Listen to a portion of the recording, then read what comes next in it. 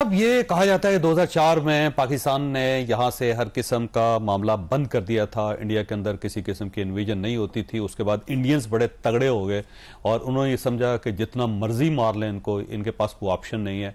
तो अब इंडिया के अंदर ये डिबेट शुरू हो गई है कि पाकिस्तान ने दोबारा रिस्पांस करना शुरू कर दिया। ये 2004 से पहले की सूरत डेवलप हो गई है। अब अगर हमने वहां पर गड़बड़ की तो कोई ना कोई रिएक्शन यहां पर आएगा इंडिया के अंदर। ये बात किस हद तक दुरुस्त है? मैं इस मफरूजे से इत्तफाक नहीं करता, ठीक, क्योंकि इस मफरूजे का मतलब है कि मकबूजा कश्मीर में एक इंडिजिनस लोकल अवामी तहरीक नहीं है। ठीक, जबकि है और 75 साल से। ये ऐसे ही है कि आप कहें कि जी वो तो ईरान गड़बड़ करा रहा है गाजा में हमास के जरिए। Not at all. वो जो एक काबज फौज है जो मजालिम करती है, उसकी मज़ाहमत में लोग खड़े हैं और उनके पीछे एक इंटरनेशनल लॉ की सैंक्शन भी है, यूनाइटेड नेशंस की।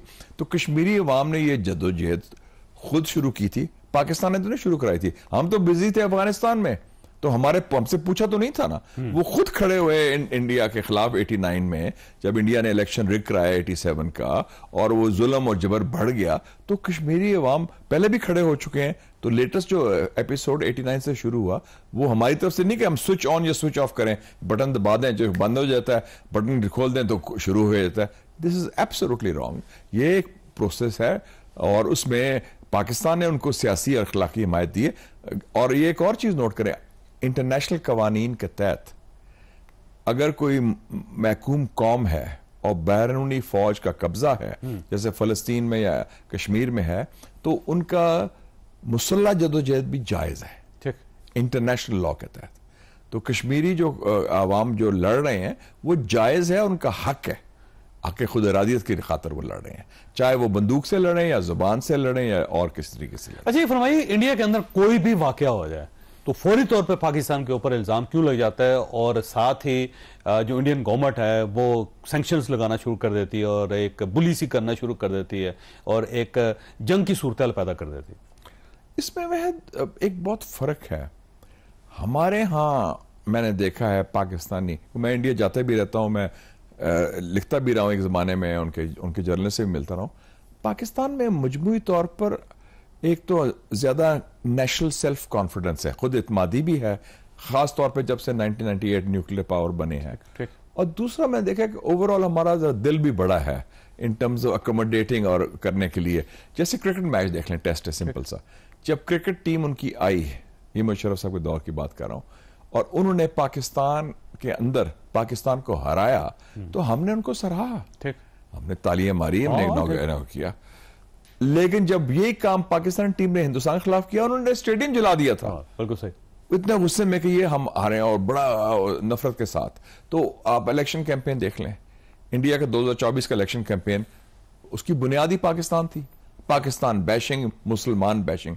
हमारे 30 साल से इलेक्शन कैंपेन में एक दफा भी इंडिया का जिक्र खैर ही नहीं हुआ। बिल्कुल ठीक। मोदी की बुनियाद पर इलेक्शन नहीं लड़ा कभी नहीं। सो एक ये भी अप्रोच देखें। और आपने जो भी बात की कि हर जो वाकया होता है, आपने ये नोट करें, एक एसओपी बड़ा क्लियर बन गया है, जैसे ऑटो पायलट पर होता है। वाकया हुआ, 5 मिनट के बाद आप पाकिस्तान को मलजूज इल्जाम लगाएं बगैर सबूत के, मीडिया को, और फिर मीडिया जो है, नाम नेहाद आजाद मीडिया, मैं कहता शेम ऑन इंडियन मीडिया, जिस तरह उनका बिहेवियर है, झूठ को आगे बढ़ा रहे हैं।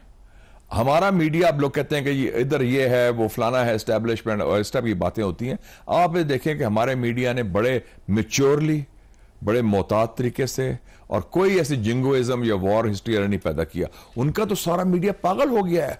और जब आपको याद है कि उन्होंने जब 11 मार्च हुआ था ये जाफर एक्सप्रेस, तो तबले बजाए थे उन्होंने। तो हमने तो कंडेम किया, ये वाकया हुआ है, बड़ा अफसोस हुआ है हमें कि सिविलियंस मारे गए, हमारे खुद दहशतगर्दी का शिकार हैं, हमने कोई किसी ने सेलिब्रेट नहीं किया। तो ये दोनों सोच में बड़ा फर्क है। बल्कि अगर आपको याद हो तो महारंग बलोच के बारे में उन्होंने कहा जी कि वो बड़ी जल्दी प्राइम मिनिस्टर बनेगी। देखें इस तरह और हम उसे नेशनल लेवल पे स्वागत देंगे, उनको इस्तकबाल करेंगे। तो हम उनको कह दें कि जी सरदार फलाना जो है वो खालिस्तान का वजीर आजम बन के पाकिस्तान आएगा, हाउ विल दे फील? और हम अगर ग्लोरीफाई करना शुरू कर दें संत जरनैल सिंह बिदनावाला को कि ये बहुत बड़ा कोई हीरो था। वहां पे तो 25 तहरीकें चल रही हैं, 25 प्राइम मिनिस्टर बन सकते हैं वहां से। और आप हम ये उस सबको देखें, अभी status से देते हैं। डॉक्टर यूनुस गए थे, वजीर आजम बांग्लादेश के, चाइना, उन्होंने क्या कहा 7 सिस्टर्स के बारे में, नागालैंड, मिजोरम, मणिपुर, त्रिपुरा। उन्होंने कहा ये जो चिकन नेक है छोटा सा, हम अगर कोई ऐसी चीज हो तो 7 ये रियासतें अलग हो जाएंगी। अलग हो जाएंगे जाहिर है। वो चाइना तो बिल्कुल वो दरमियान से गुजर रहा है बिल्कुल ना। छोटा सा कॉरिडोर है और बिल्कुल वो कट जाएगी। तो आप, और एक और मूवमेंट है, आप तो बड़े खुद भी स्टडी करते हैं, माओइस्ट मूवमेंट, नक्सलाइट्स। इंडिया के 600 से कोई ज्यादा डिस्ट्रिक्ट्स हैं, 200 डिस्ट्रिक्ट्स में वो है रेड कॉरिडोर, जो इंडिजिनस मूवमेंट है, नक्सलाइट कम्युनिस्ट मूवमेंट है, और उनकी 30 रियासतों में से 20 में वो है रेड कॉरिडोर। उसकी कोई हमायत ना चाइना, लाल सलाम कहते हैं। लाल सलाम कहते हैं, बिल्कुल एग्जैक्टली। और वो कोई बाहर की मुल्क तो नहीं सपोर्ट कर रहा, वो एक इंडिजिनस अवामी तहरीक है, जिस तरह कश्मीर की एक इंडिजिनस अवामी तहरीक है, क्योंकि वो मुजालिम के खिलाफ है। तो इस हवाले से ये जो इल्जाम लगाना पाकिस्तान के खिलाफ, जो खुद फॉल्स फ्लैग करते हैं, आपने देखा कि बालाकोट में कितना झूठ बोला था 2019 में, और परिंदे मारे थे और पत्ते थे उधर, और कहा जी ट्रेनिंग कैंप है। और उससे पहले अल फरहान का वाकया हुआ था 1995 में, आपको याद है वो, और ये भी अपनी तंजीम थे, और ये भी पता नहीं कश्मीर रेजिस्टेंस कहां से आ गई, मैंने तो पहली दफा नाम सुना फर्स्ट टाइम। अच्छा ये फरमाइएगा शाह साहब के 2019 में जब ये इसी किस्म का वाकया हुआ था, जैसे आप बालाकोट की आपने बात की, उसके बाद फिर पाकिस्तान ने ज़ाहिर है उसके ऊपर एक रिस्पांस किया बहुत, तो ये बताइएगा कि उस वक्त सूरत हाल क्या थी, और 2019 में ज़ाहिर है आप खुद सेनेट का हिस्सा थे और आपने वो मीटिंग भी अटेंड की थी, तो पाकिस्तान का जज्बा क्या था और क्या सूरत हाल थी? मैं उससे पहले थोड़ा सा चला जाऊं कि ये एक पैटर्न क्या है। 1984 1984 की बात, और उस वक्त उनकी ऑपरेशन ब्लू स्टार, वो जो राजीव गांधी के दौर, नहीं इंदिरा गांधी, ठीक, 1984 अक्टूबर में वो मारी गई थी ना, उसको तो अभी मई की बात कर रहा हूं मैं, जब उन्होंने वो ब्लू स्टार का ऑपरेशन किया अमृतसर में, गोल्डन टेम्पल पर हमला किया। उस वक्त उन्होंने कहा कि ये पाकिस्तान करवा रहे हैं, उनकी सोच थी, और उन्होंने इजराइल के साथ मिलकर एक मंसूबा बनाया कि हम काहूटा पाकिस्तान में बॉम्बिंग करें। वो मंसूबा, चूंकि हम उसको अमेरिका के हलीफ थे, अफगान जंग थी, तो अमेरिका की CIA ने जनरल जिया को बता दिया कि जनाब ये इजराइल ये प्लान कर रहा है, आप तैयारी करें, हम भी रोकने की कोशिश करें। तो जनरल जिया ने फिर वार्निंग दी और वो खबरें लीक शिक कराई। तो अब ये 2019 में आप आ जाए, उस वक्त मैं बड़ा कमेंट करूंगा, एक बड़ा अनसंग हीरो जिसका ज्यादा जिक्र नहीं होता, एयर चीफ मार्शल मुजाहिद अनवर खान साहब, वो चीफ ऑफ एयर स्टाफ थे, और उन्होंने पहले ही तैयारी कर थी, SOP तैयार था उनका कि अगर ये बात बढ़ती है तो ये स्टेप्स लेंगे, और उसमें बड़ी क्लैरिटी थी उस वक्त। और मैं उस वक्त के प्राइम मिनिस्टर को भी दाद देता हूं, इमरान खान ने, उन्होंने भी कहा कि नहीं, वी विल हिट बैक।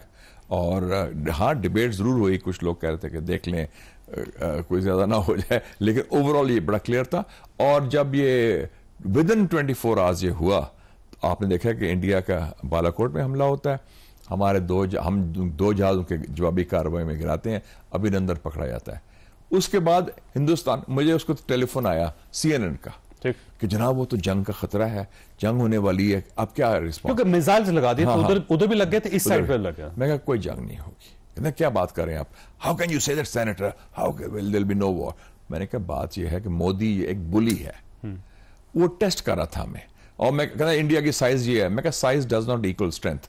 अगर साइज स्ट्रेंथ होती तो फिर वियतनाम तो कभी ना जीता अमेरिका के खिलाफ, या अफगानिस्तान अमेरिका और रूस के खिलाफ कभी ना जीता। तो मैंने कहा ये इन्होंने बुली है, टेस्ट किया हमें कि हमारे में कितने दम है, कितनी हिम्मत है, कितनी सलाहियत है, और कितनी हमारी नीयत भी है जवाब देने की। जब हमने दे दिया है, मैं कहा he will blink and he will back of. और वही हुआ, वो रोता गया अमेरिका के पास कि यार हमारे बंदे को छुड़ाओ। और फिर जो उनका उस वक्त का वजीर खारजा था, ट्रंप का दौर था, और ट्रंप उसको नेगोशिएशन कर रहा था नॉर्थ कोरिया के किम जोंग उन के साथ। तो उन्हें अपने सेक्रेटरी ऑफ स्टेट जो था वजीर खारजा पोम्पियो का, तुम हैंडल करो यार। उसने फिर फोन किया, उसने कहा, पोम्पियो ने अपनी किताब में लिखा है कि then I call the real ruler of Pakistan, जो पाकिस्तान के असल हुक्मरान थे, जनरल कमर जावेद बाजवा। कहते मैं उनको फोन किया, उनको कहा कि ये करें, मेहरबानी करें, तो वो उन्होंने कर दी और करवा दी आलादा।